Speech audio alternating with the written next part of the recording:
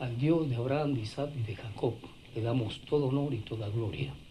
A Él exaltamos con todo nuestro corazón por lo que Él es, por lo que Él hace y por lo que Él hará en usted y en nuestra vida. De modo que a Él engrandecemos su santo nombre por su gran amor y misericordia. Estábamos hablando del apóstol Pedro, de esa relación estrecha que ahora tenía con Dios y que de una u otra forma Dios lo utilizaba para dar ánimo, aliento a aquellos hombres y mujeres que estaban en persecución constante por el gobernador Nerón en aquel entonces. Nerón era un corsario del enemigo, un hombre despiadado que había declarado completamente la guerra al pueblo cristiano, y por otra parte los judíos que no eran creyentes estaban constantemente acusando a los cristianos para que sean enviados a las hogueras, a los fosos de los leones y ser completamente destruidos, y muchos de ellos perdieron la vida. A veces por una parte, por otra parte, recordemos que Nerón empieza a gobernar después del año 47 aproximadamente después de Cristo, y el año 60 después de Cristo hubo un incendio en Roma, que esa fue la peor persecución que tuvo el pueblo cristiano por el hecho de que Nerón acusaba a los creyentes, a los hijos de Dios, a los cristianos en Jesucristo, los acusaba de haber incendiado Roma. Y era una situación muy difícil, muy compleja para el pueblo cristiano. Y es ahí pues donde la carta de Pedro es escrita, y Pedro está escribiéndole justamente a los expatriados de la dispersión en el Ponto, Galacia, Capadocia, Asia y Bitinia. Ahora, ¿por qué menciono todo esto? Es porque entendamos que hoy día usted y yo no llevamos una vida en esa dirección. Llevamos una vida cristiana muy cómoda, muy tranquila. Cada uno de nosotros tiene sus problemas desde el punto de vista personales, familiares, sociales, pero no hay una persecución como lo existía en ese tiempo para los primeros cristianos del pueblo judío.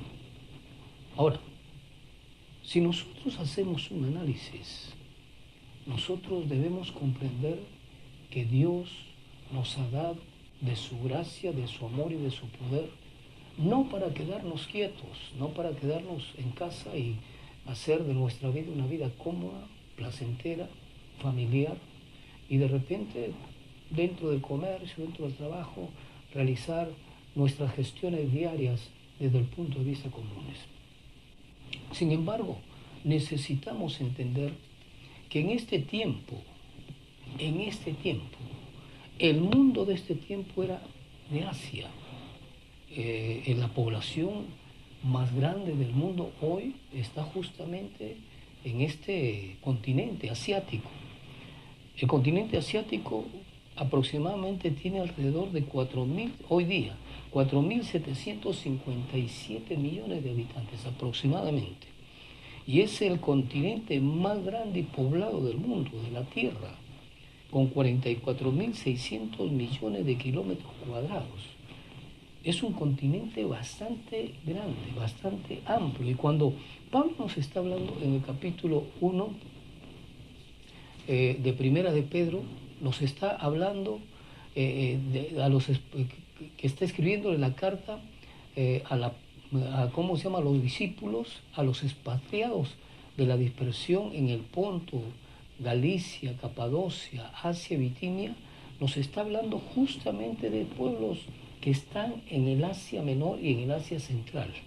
Por ejemplo, Galacia es una antigua región de Asia, ¿no?, de lo que hoy llamamos Turquía. Hoy día es Turquía. El Ponto en la actualidad también es Turquía en la parte meridional del Mar Negro, como también Capadocia hoy es un lugar turístico.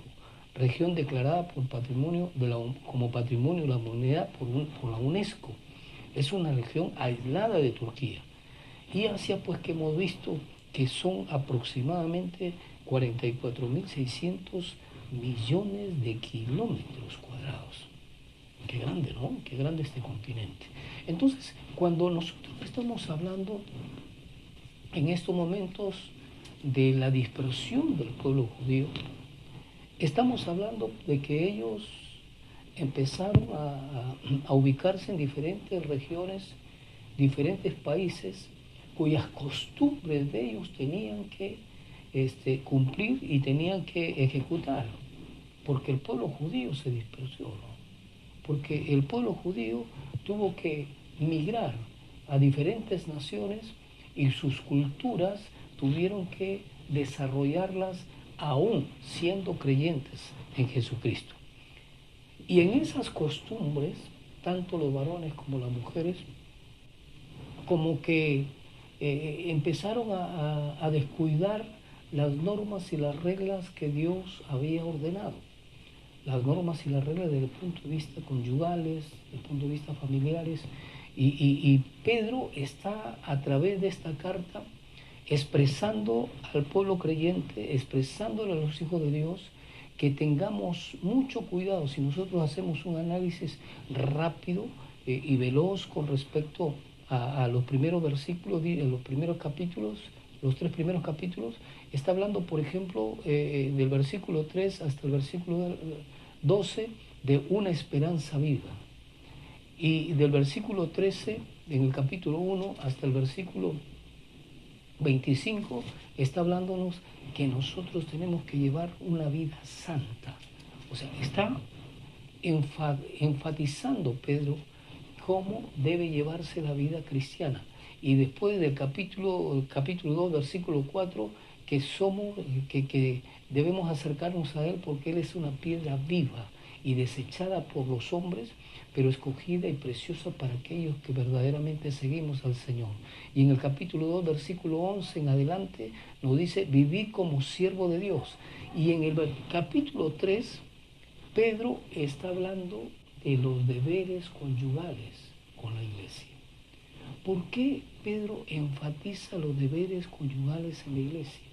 Justamente porque las costumbres de aquel entonces, de diferentes regiones, variadas por supuesto, contaminaron al pueblo de Dios.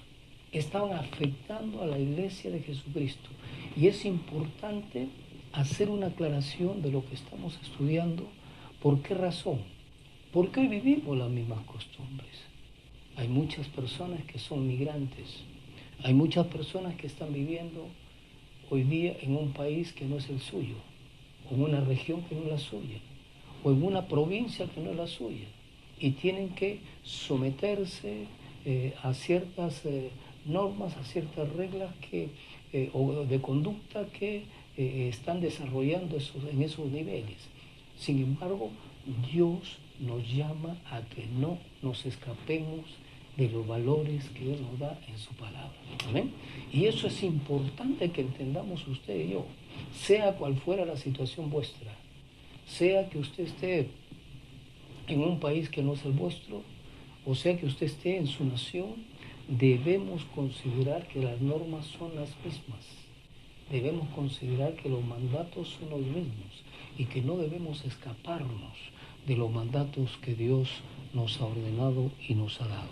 Ahora, aquí, por ejemplo, en el capítulo 3 nos está hablando de los deberes conyugales y nos está hablando de principios en 6 versículos, los 6 versículos primeros de principios que le da a la mujer.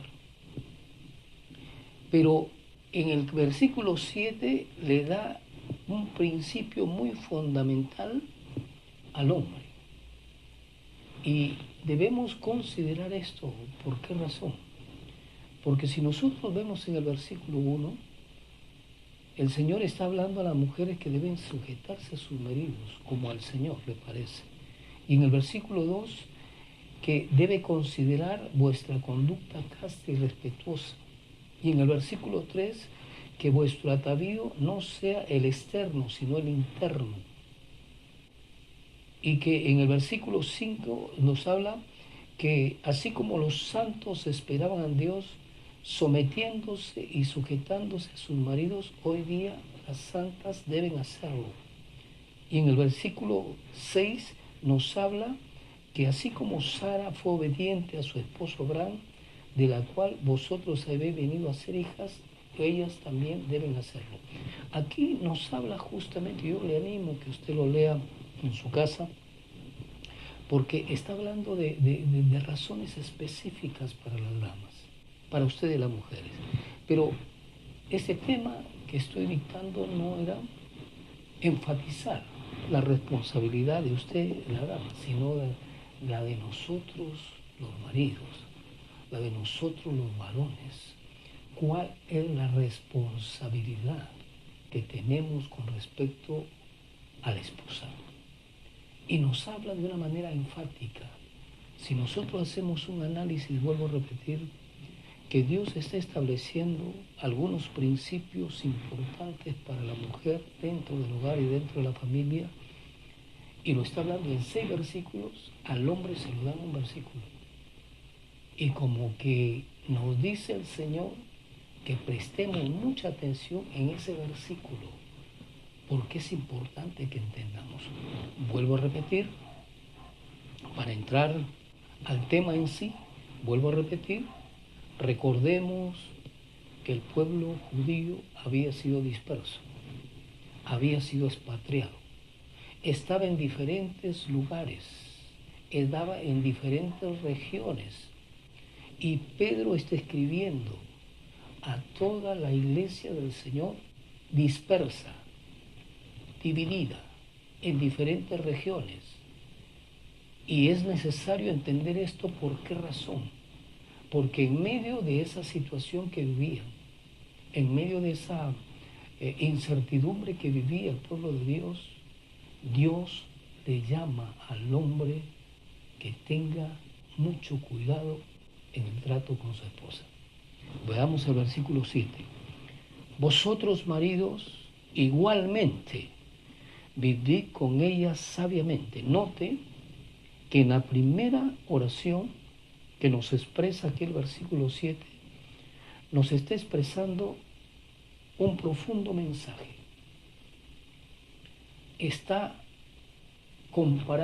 No está comparando las reglas y las normas que le da a la mujer como dama dentro del hogar y dentro de la familia, sino está diciéndole que así como esos 6 versículos anteriores con respecto a las demandas que le da la dama, en este versículo y en esta oración le dice al esposo igualmente, vosotros maridos, igualmente, vivid con ella sabiamente. ¿Qué significa esta frase? Vivir con ellas sabiamente. Vivir con ellas con inteligencia. Vivir con ellas con la razón y no con los sentimientos y las emociones. Vivir con ellas con la cordura más sublime y necesaria que pueda obtener tu ser, que puedas obtener tú. Que tenga mucha capacidad, mucha inteligencia, mucho tacto, mucho tino para tratar a la mujer.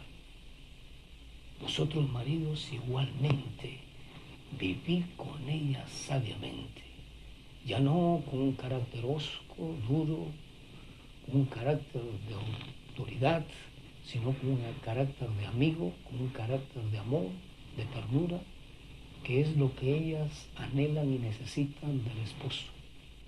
Mayormente, usted llega del trabajo después de haber tenido una lucha en el mismo y usted quiere descansar, pero se ha puesto a pensar cuántas cosas hizo su esposa en el día, cuántas labores se ejecutó dentro del hogar, dentro de la familia. Se ha puesto a pensar cuántas profesiones desarrolló en la actividad diaria con sus hijos, en la manutención de la limpieza, del aseo, etcétera, etcétera, del hogar. Usted y yo necesitamos entender que así como usted y yo trabajamos, ellas hacen un trabajo esforzado y dedicado dentro de la familia, dentro del hogar, y no cobran un sueldo. Usted lo hace en la calle, usted lo hace en la sociedad, lo hace en el trabajo que tiene, y usted recibe a cambio un salario, un sueldo, pero ellas ejecutan un trabajo, ejecutan una responsabilidad en casa.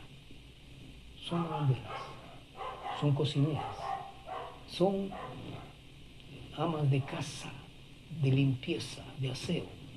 Algunas son gafiteras, otras son pintoras. A veces hasta de albañil se visten para desarrollar el trabajo dentro de la familia, dentro del hogar. Son educadoras, muchas veces son enfermeras. Sin embargo, no tienen un sueldo. Sin embargo, no valoramos a ellas. Por esa razón, el Señor nos está diciendo aquí que tengamos mucha sabiduría para tratarlas a ellas. Mucha sabiduría para poder compartir con ellas los momentos libres que tienes tú con ella en el día. Y bueno, puedas salir con ella de casa y puedas compartir momentos de felicidad, de tranquilidad y de sobriedad dentro de la familia, dentro del hogar. Ahora, esto, muchos dicen, pero esto es difícil. Si yo también vengo cargado, ¿pero por qué se casó? ¿Para qué se casó? ¿Por qué tuvo una familia? ¿Para qué tuvo una familia? La esposa es la mejor amiga. La esposa es aquella que le cuida las espaldas y debe vivir con ella sabiamente. Más adelante nos dice, dando honor a la mujer como a vaso más frágil. Imagínate un vaso de vidrio, el más fino que puedas tener en casa. Si tú lo dejas caer de 1 metro, si tú lo dejas caer de 2 metros, o de 2,5 metros, imagínate qué puede ocasionar esa caída y qué puede afectar a las personas que están alrededor con respecto a la caída. Ese objeto, ese vaso de vidrio, se hace añicos. Por eso Dios nos llama a nosotros los varones que vivamos sabiamente con ellas, porque ellas son muy sensibles, ellas son muy delicadas, sus sentimientos, sus emociones son demasiado débiles, demasiado delicados, que hay que tratarlo con mucha dulzura, con mucha destreza, con mucho amor, con mucha ternura. Pero no solamente eso, sino que nos dice la palabra del Señor más adelante, y como a coheredera de la gracia de la vida, y como a coheredera de la gracia de la vida. Cuando leí esta parte de la palabra, yo muchas veces me he preguntado, ¿qué es lo que Dios quiso decirnos a nosotros los varones? Algunos lo interpretan que el hombre también es coheredero de la gracia de la vida, pero aquí no está diciendo el varón. Aquí no le está diciendo al varón. Por eso es muy importante que entendamos. Dice, y vosotros maridos igualmente vivid con ella sabiamente, dando honor a la mujer como a vaso más frágil y como a coheredera de la gracia de la vida. Ellas son colaboradoras de la gracia de la vida. Usted como varón puso la semilla y ella lo recibió y empieza a germinar una vida, empieza a desarrollarse una vida. A usted, amado amigo, hermano, que de repente recién se ha casado y tiene su esposa que tiene 1, 2, 3 meses, 5 meses de embarazo, sepa usted que todo lo que percibe su esposa lo percibe ese bebé. Sepa usted que si ella está con cólera y enojo, ese bebé está alimentándose de esa cólera y ese enojo, de ese maltrato físico, emocional, psicológico, espiritual, etcétera, etcétera. Sepa usted que todo lo que percibe la mujer en el momento del estado de embarazo está percibiendo en el bebé, está percibiendo en el niño. Por eso es que posteriormente, cuando los niños se ponen un poco reacios o rebeldes, dicen, pero nadie le enseñó esto a él. Pero lo aprendió cuando estaba dentro del vientre de mamá. Lo sintió cuando estaba dentro del vientre de mamá. Aunque no lo haya escuchado, lo sintió. Aunque no lo haya visto, lo sintió. Si usted le dice una palabrota a su esposa, el niño lo toma, lo absorbe, lo adquiere. Y eso va afectando el corazón del niño. Por eso es importante que entendamos que el Señor nos está diciendo aquí de una manera muy sustancial, dando honor a la mujer como a vaso más frágil y como a coheredera de la gracia de la vida. Dios le dio ese don. Nosotros los varones no podemos tenerlo, por más que quisiéramos. Nosotros los varones estamos claramente dotados con otras virtudes que Dios nos ha otorgado, que Dios nos ha dado para su gloria y para su honra. Pero ellas fueron claramente diseñadas para poder traer hijos al mundo y ser coherederas con el Señor de la gracia de la vida. Ellas llevan dentro de su vientre un ser que tiene vida y por eso vive usted y vivo yo. Por eso es que hoy desarrollamos lo que desarrollamos, porque mamá nos tuvo en su vida. ¿Qué hubiese sucedido si no hubiesen existido las damas? Como también podemos decir lo contrario. Sí, los varones no pueden ser madres, pero ellas son las coherederas de la gracia de la vida. Por esa razón es que Dios las cubre. Por esa razón es que Dios las protege. Por esa razón es que Dios nos da esta demanda en su palabra, como haciéndonos recordar a cada uno de nosotros.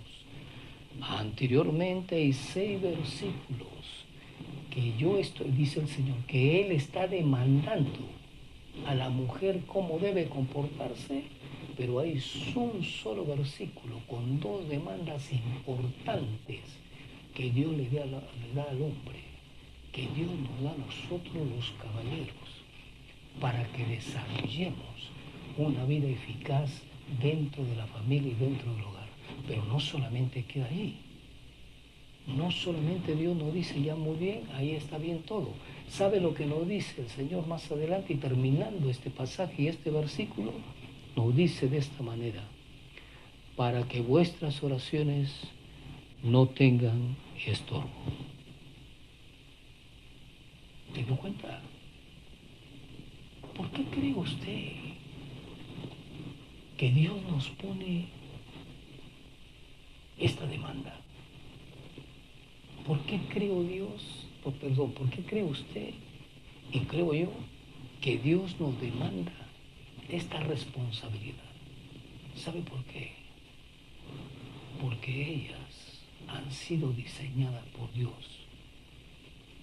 para que usted y yo pobláramos la tierra, pero ha sido diseñada por Dios para llevar en su vientre la formación, que es incomprensible, por supuesto, del ser humano, y que gracias al Señor, tanto usted como yo, hemos nacido de un vientre de una mujer. Y le damos las gracias al Señor porque Dios como que las está ubicando en un lugar muy especial, haciéndonos entender que si nosotros las maltratamos, que si nosotros las herimos, que si nosotros afectamos sus sentimientos y sus emociones, nosotros vamos a tener consecuencias. Y la primera consecuencia que vamos a tener es que nuestras oraciones delante de Dios no van a ser escuchadas. Quiero culminar con estas palabras. Notemos la gran importancia que Dios le da a la responsabilidad de nosotros, los caballeros, de actuar sabiamente con nuestras esposas, de actuar sabiamente con las damas, de actuar sabiamente con ellas, porque ellas han sido diseñadas para ser un baluarte de esta vida, para ser los instrumentos que Dios utilizó para que tengamos la población de la tierra. Dios nos ayude, Dios nos bendiga. Y quiero decirle a usted, si usted no está de acuerdo conmigo, bueno, eso es lo que entiendo yo de la palabra. Eso es lo que entiendo de la palabra. Si usted no lo entiende, pídale a Dios. Siga maltratando a su esposa, que de repente en algún momento el Señor le va a dar un toquecito para que entienda que ellas son muy especiales e importantes para el Señor. Termino con esta palabra. Si no fuera de importancia, si no fuera de alto valor, el Señor no hubiese decidido escoger a una mujer para que a través de su vientre venga el Salvador. ¿Se dio cuenta? No utilizó un hombre, utilizó una mujer. Y Dios puso la semilla de bendición para que a través de María venga Jesucristo aquí a la tierra y nuestro Señor Jesucristo nos salvara y nos libertara del pecado y de la maldad. Si no tuviera la importancia que estamos compartiendo, entonces Dios hubiese elegido otra forma, otro método para traer al Salvador a la tierra. Dios me lo bendiga y hasta una próxima oportunidad.